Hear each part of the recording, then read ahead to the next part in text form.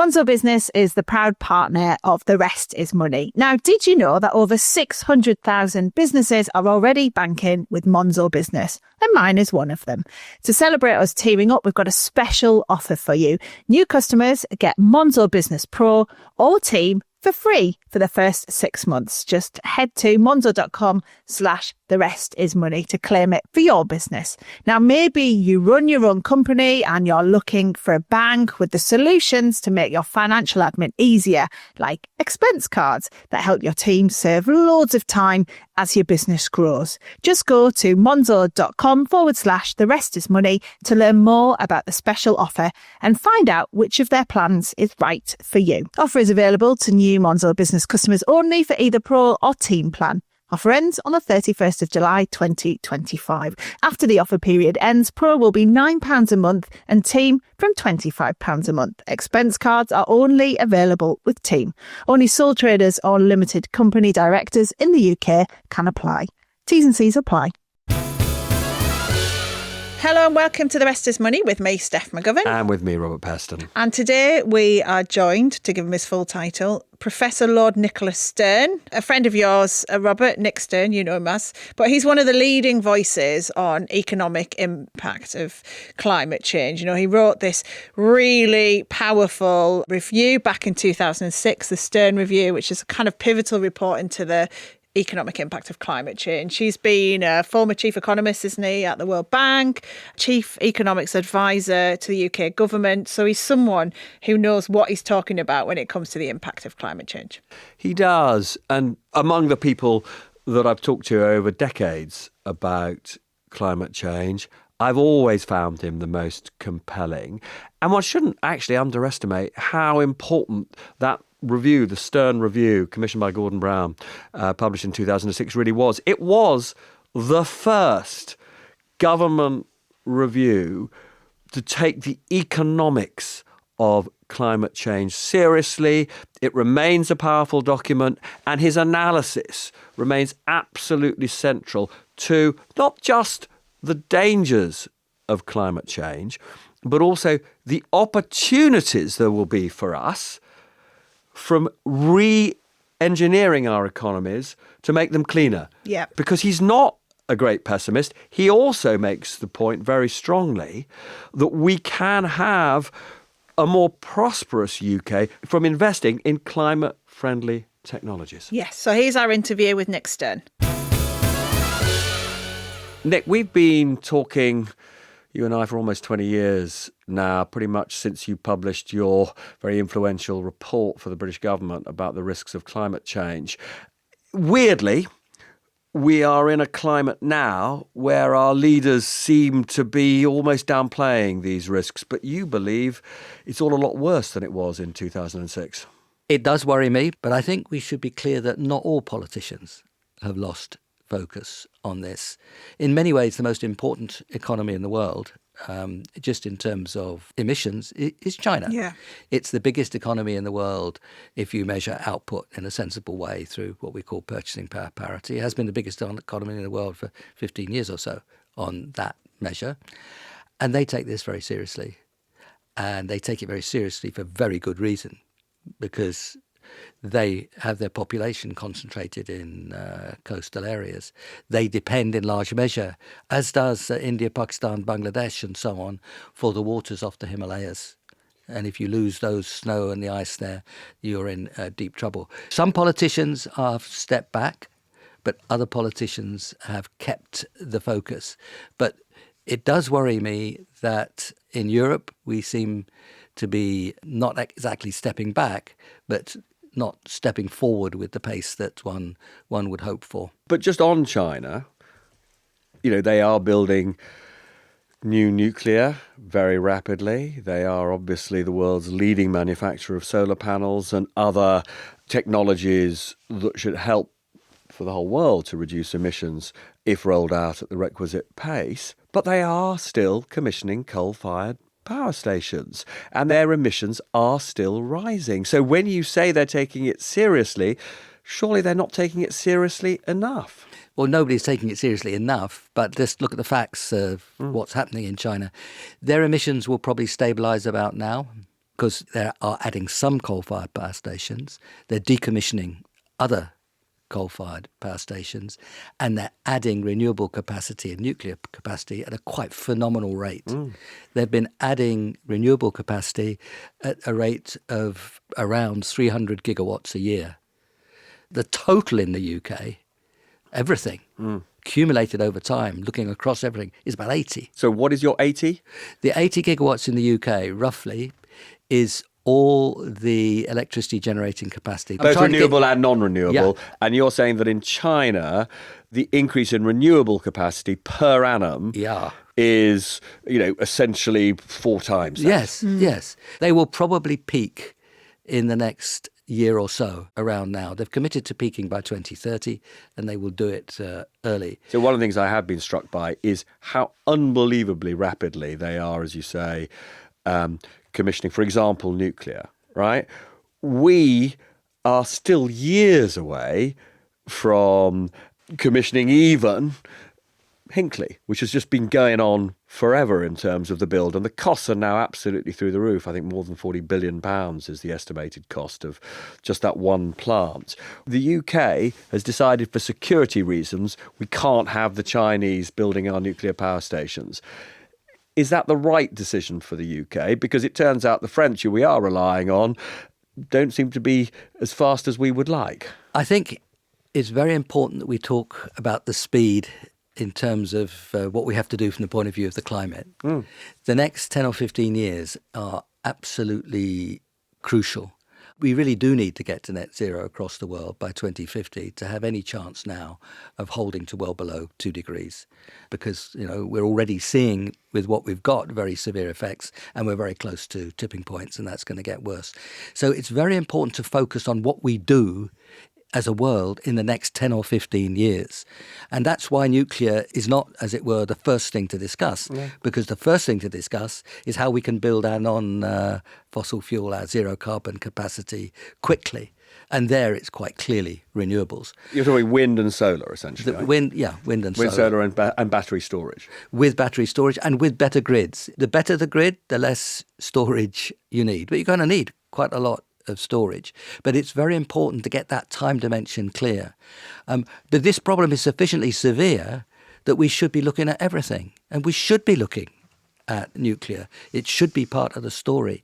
But in the UK, that's not coming quickly. It'll be small modular reactors, I think, that will be more important than the big things like Hinkley Point. But even that technology is not yet proven in the UK. Well, they use it for submarines and so on. I mean, not proven is probably too strong. But to be able to produce those on scale and at reasonable cost. See, renewables are much cheaper than the rest of it. But I do think nuclear should be part of the story, and I think in the UK it'll be small modular reactors that will be probably the future of nuclear in the UK. But it's very important to focus on the next 10 or 15 years, and that takes you inexorably to renewables. Yeah.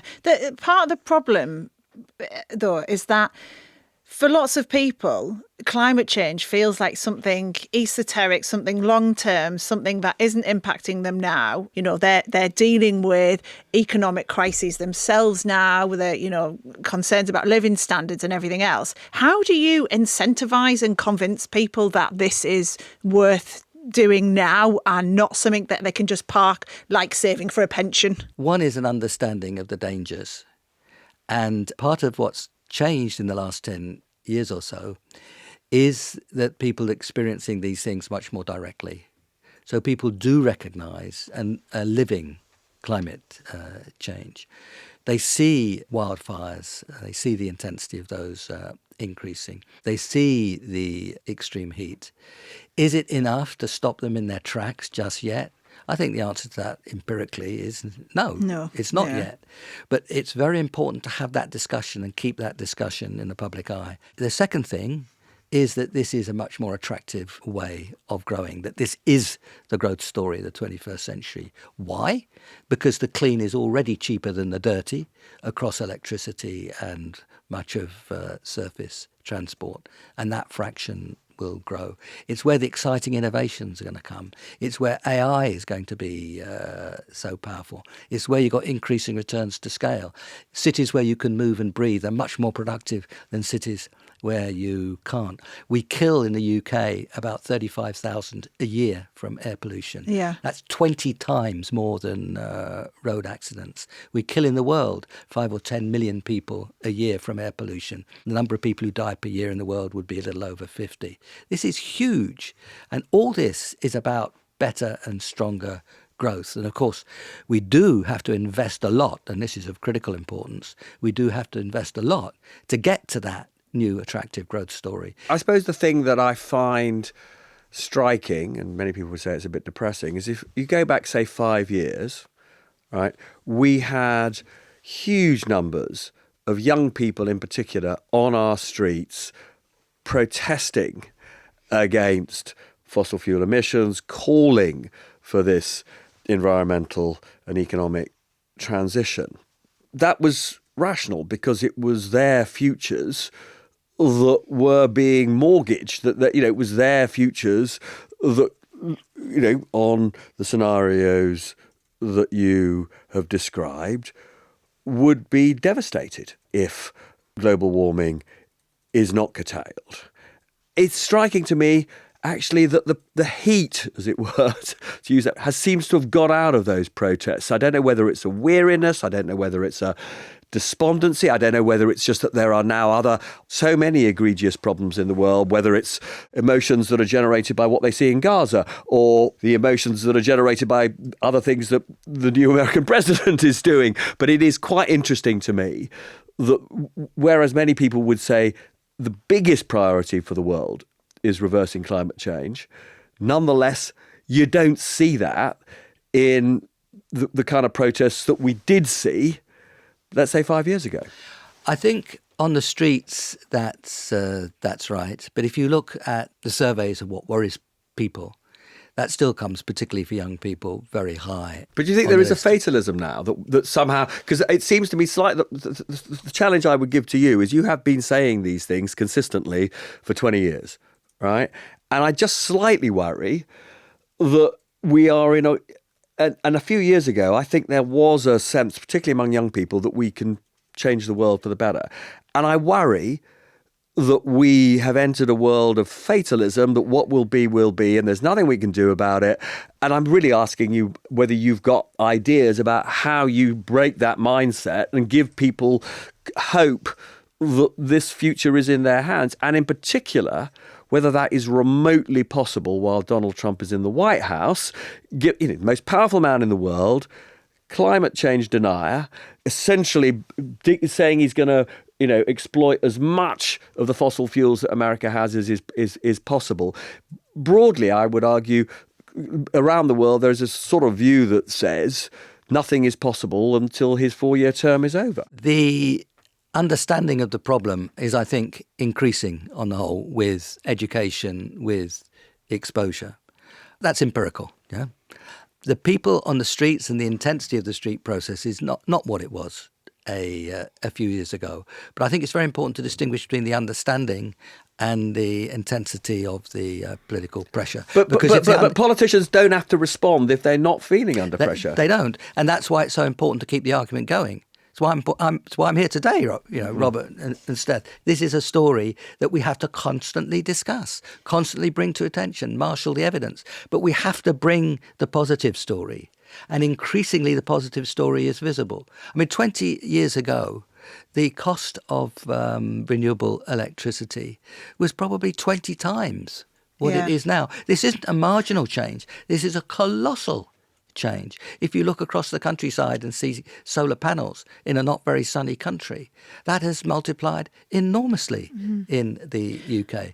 Electric vehicles now are cheaper and in much of the world, and will be cheaper here too before long, than their counterparts. And of course, you don't have to put petrol in them.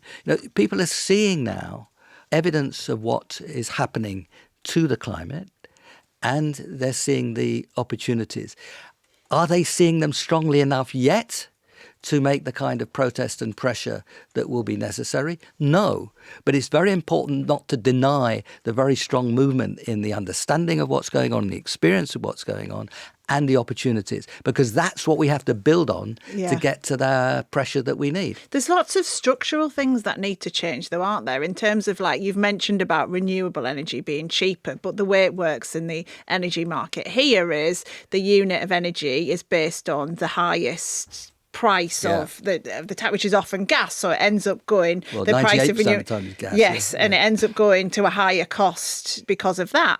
And also things like, we've talked a lot about zonal pricing on this program, and it seems to be really hard to get that through. So people are paying, if you live near a wind farm, you'll pay less for your energy, and all of these things which would help consumers to be more economic and more environmental is out of their power. I think it's extremely important in the UK that we get energy prices to fall before the next election.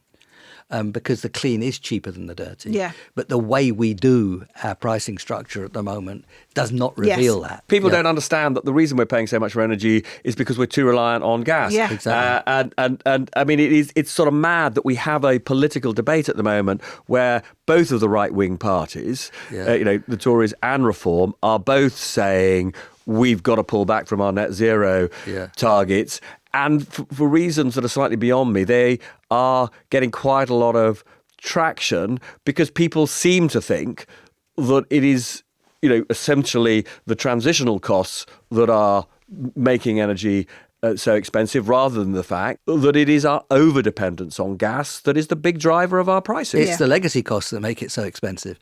So it's very important that we get those arguments across, that the clean is cheaper than the dirty, and that the reason our prices are so high is because of the basis on fossil fuel. And the reason we're so insecure is because of the dependence on fossil fuels.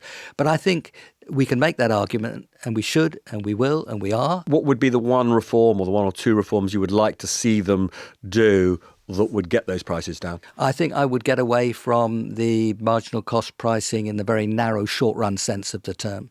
You do need standby, you do need backup, but you should be able to make contracts where the people who are going to provide it on the margin have a long-term contract to stand by and do that. I think you could load more of the transition costs onto gas rather than electricity. Why not just put it through the general taxation system? And you can do that as well. But I don't want to lose the Trump point, Robert. Just is anything possible till he leaves the White House? Yeah. The answer is unambiguous. Yes, there is. The good folk of Texas will be investing, as they did during the last Trump presidency, strongly in solar and wind. There'll be cities and states in the United States that will continue, as they did during the last Trump presidency. And in many ways, they're better equipped to do that because prices have fallen so much, costs have fallen so much in the 8 years that have elapsed since then. So first thing is that stuff will continue in the United States as it did last time, and because the costs have fallen so much. We have to turn to China because they're the biggest emitters. Roughly half their car sales were electric cars last year. As I said, their zero carbon capacity is already bigger than the fossil fuel capacity in electricity generation. They have lots to do on their grids so that they use their renewables better and storage, and they're doing that. So you're seeing movement in the biggest economy in the world and the biggest emitter in the world, which is China.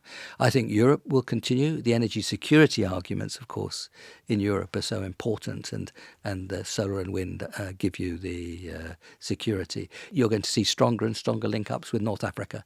North Africa is going to be a major source of electricity for Europe. This is solar in North Africa that then gets piped to Europe. Is that right?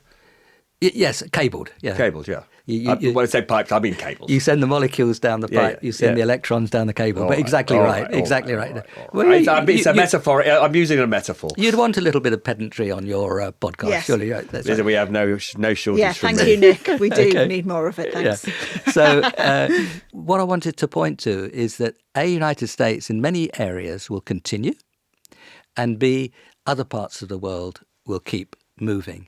And I think it's very important to recognise that Trump has stepped back in trade, he's stepped back in aid, he's stepped back in health, he's stepped back in finance, he's stepped back in security. In all those areas, he's stepped back on the world stage. Somebody steps back, other people will step forward. And that is exactly what is happening. China has been thinking about this strategically for a long time, and of course, acceleratingly so in these last months. I think Europe is stepping forward on security, as it should. And I think Europe should step forward on China as well. So the way in which we step forward in international finance will be through the multilateral financial institutions. They should be trebling in this next 5 years what they lend. And let me remind you that whilst the World Bank has a heavy United States shareholding, here are 5 multilateral development banks with 0 United States shareholding: the Asia Infrastructure Investment Bank, the European Investment Bank, the New Development Bank, the so-called BRICS Bank, the Islamic Development Bank, CAF in Latin America, and there are more. And they should be lending to projects in places like Africa that are clean power projects. That's what you're saying. That is a particularly important example, Robert. The total electricity capacity in Africa is probably 250, 300 gigawatts total. Blimey. Nothing. So that's less than China's annual increase. And that's exactly the point. China's capacity in solar to produce per year is over 1,000. This is a fantastic opportunity to really get electricity across Africa. How do you do it? Well, you work the multilateral development banks in China, which would be stepping forward where the United States has stepped back and doing something enormous important. You can't digitise without electricity. I mean, so much depends on it. There's loads more we want to still talk to you about, Nick, but sit tight for a couple of minutes. We've talked a lot about substituting dirty power with clean power. Another big and contentious issue at the moment is the extent to which we need to see behavioural change. So one of the things that is striking about this government is, one, it has said it wants to see airport expansion, including Heathrow. 2, it has delayed the phasing out of petrol hybrid cars. And 3, one of the technologies that it is investing an enormous amount in is carbon capture, which would actually maintain dependence on oil and gas. So I'm just wondering, are these policies genuinely consistent with their ambition to hit our net zero targets? I think that part of the story is mixed in answer to your question. Carbon capture and storage will matter. Cement, for example, is going to be difficult to decarbonise without carbon capture and storage. So you think there is some kind of a role for carbon capture? I mean, but cement is a very important example. Sure. And so, yes, there is. Because I'm slightly worried, particularly because that is definitely not a proven technology yet. Oh, well, that's not quite right. There are quite a lot of carbon capture and storage actually going on. I mean, for example, in the United States, enhanced oil recovery, where you capture the carbon dioxide and stick it back down the oil fields and get more out. But that is not the same as what is proposed in the UK at the moment. Well, it's still storing. It's pumping the CO2 underground. So let's put the carbon capture to one side, because we are going to need some of it. All right. And we're going to need direct air capture at some point too, because we'll quite shortly overshoot the 1.5 degrees. So we're going to have to take stuff out. We need to do a lot of research on bringing down the cost of direct air capture. Well, I was going to say, that is definitely not yet commercially proven. So it's a proven technology, Sure. but it's jolly expensive. So you're right. You said commercially proven. That's correct. Yeah. If you look at the future of air transport, the future of air transport lies in essentially zero carbon, sustainable aviation fuel. That's quite a way away. There's lots of stuff that's close, like green steel, but the sustainable air fuel is probably quite a long way away. So should we be expanding our airport capacity? We should be doing a number of things. We should be getting more people to travel by train, Oh, man, you're joking, aren't you? Yeah. And I spend my life on trains, and because I am someone who has to come down from the northeast of England to London, and more often than not, the flying is cheaper Yeah. and more reliable. So and what- that's part of the problem, isn't it? Yeah, that's exactly what I'm saying. We have to invest more. Yeah, we do, yeah. But we also have to recognise that flying will increase. And it's very important, two things. One, people should pay for the damage that they do. So we're not paying enough. No, we're not paying enough for the Don't we need air to be travel. faster on sorting out the fuel? Because the issue Yeah. is not the flying, as you say, it's the fuel that's used to Well, fly. it's both. You want people to fly, yes, less, but recognising that that's not going to go away. So that you have to push very hard on sustainable air fuel. And that is something which I think the UK could work with other countries in the world. But I suppose, look, here is what you might call the Nigel Farage question, which is if airfares go up to reflect their climate damage, a lot of people on middle to low incomes won't be able to fly. It'll become the preserve of the rich. And that doesn't look fair to most people. People wouldn't understand, they might not be happy about paying the real costs of what they do. And that's an argument which we have to put. It won't be just a preserve of the rich. Airfares should go up, but they won't go up so far as to prevent people altogether. It's a matter of doing less, yeah?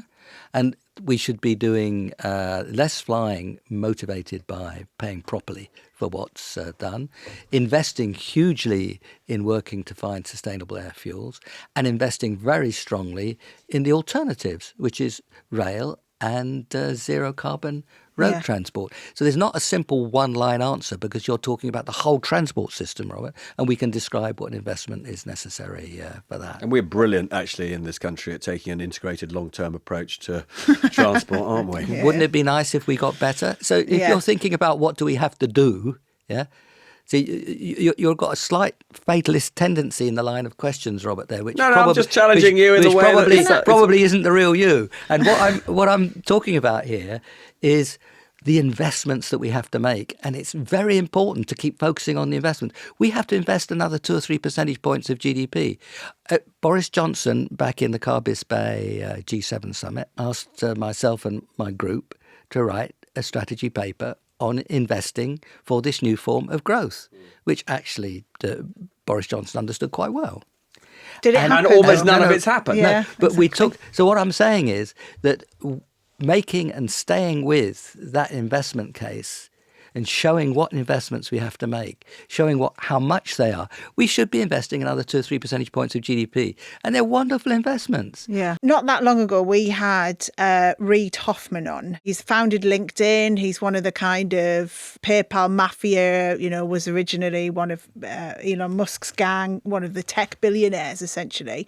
And his big thing was that climate change can be solved by geoengineering. The things you could do to change the temperature yourself through things like putting sulfur into the air and things like that. What's your take on the idea that we can, rather than talking about just reducing emissions, we can actually geoengineer this? Yeah, talk about unproven technologies. That is pretty spectacularly unproven. This is very rich people saying this, though, No, who have the I hear power it. to do I hear- something about it. I hear it, Steph. And the fact that might be able to do it individually is a very serious worry. Yeah. You can fire muck up into the atmosphere, whatever form of muck you choose, to stop the energy from the sun coming into... And sulfur was the atmosphere. example he gave. Okay. There are others, but, Yeah. But you can see the principle. You stop the energy coming in. That's what you do. Well, we don't know what the knock-on effects of that would be. It's probably correct. That's what happens when you have volcanic eruptions and so on. Yeah, that's so the that example part, he that, gave. that Yeah. part of the story has substance. But what you don't know is what happens to the climate when you disrupt it in such a violent way. Average temperatures might not go up, so much, but all sorts of things will happen in different parts of the world that are quite hard to predict. It'd be like pressing on a blancmange. You suppress it in one place and it might shoot up somewhere else, yes, for example. and then, for example, there might be very serious consequences equatorially, and some of our friends in Imperial College are modelling some of that. So part of the story is that it can have all sorts of peculiar effects distributed across the world, which makes sense. including in parts of the world which are very densely populated. Secondly, how will that affect pollution across the world? And third, of enormous importance, is what happens to the oceans and the waters, because they are big absorbers of carbon dioxide. And what you're going to have in the world is all that carbon dioxide there and growing, whilst that heat is being stopped from coming in. But the carbon dioxide is still growing, and that could really disrupt the oceans in a dramatic way. Yeah. In fact, you could lose, the function in many ways of the oceans, including the production of oxygen, and half the oxygen. So we a breathe no in. to geoengineering. I think we need to understand the risks. And what I've said is enough to show that the understanding of the risks is of critical importance. Yeah. Because they could be enormous risks. You might be replacing, or at least postponing, one aspect of a risk whilst accentuating other aspects of the risk in a very powerful way. So we need, because the argument is made so much, I think we need to understand it, because we are going to overshoot the 1.5 degrees and quite possibly the 2 degrees. We need to understand that argument. But my suggestion would be that we focus very hard on what the effects could be. We understand the risks associated with doing that sort of thing. And I'm fairly confident we'll come to the conclusion that it's even more risky than the path which we're following, which is, of course, risky. The second thing is the governance. Yes. Who decides? So one person can say, I don't care if you think it's risky, I don't, and then go and do it. And that is extremely dangerous. That is the megalomaniacs taking charge of our world and subjecting us to great risk. And that is deeply worrying. That is the problem with having so many billionaires. They can bleeding well do what they like, whatever the cost. Well. So anyway, that's a conversation for another time. Nick, as always, it's been an absolute treat talking to you. I give you my word, I'm never going to call a cable a pipe again. That was incredibly illuminating. Yeah, what do you it was, think? Nick. Thank you so much. And I hope we covered more important issues than cables and pipes nomenclature. We certainly did. That was brilliant. No, thank you as always. Lovely to see you both, and happy to come back if you want to continue the this conversation. is definitely something we're going to be talking about again. We're definitely going to hold you to that. Thank And that's you. all from The Rest is Money for this week. Thank you very much. Bye-bye.